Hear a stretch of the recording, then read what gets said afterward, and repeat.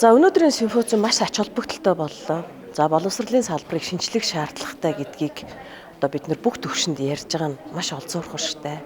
Цэцэрлэгийн өмнөх, сургуулийн өмнөх, за тэгээд мэрэгжлийн сургалт үйлдвэрлэлийн чиглэлээр ингээд ярьлаа. Дээд боловсролын салбарынхаа тухай ярьлаа. Оролцогч талуудыг бүгдээрээ ингээд оролцуулсан байна гэж харж байна. Боловсролын энэ хооцыг хийхдээ боловсролын тогтолцооны бүх төвшин ярьж байгаа. Дээрээс нь сургалтын орчны талаар, за сургалтын хэрэглэгдэхүүн, багш өөрөө хэрхэн өөрчлөгдөх талаар, тэр бас цаашлаа сургалтын хөтөлбөр маань хэрхэн өөрчлөгдөх талаар бид нар ярилцлаа. Гэхдээ энэ бүх зүйлийн гогцоо бол технологийн тесрэлттэй хөгжилтээр суурилж яригдсанд маш их олзуурхаж байна.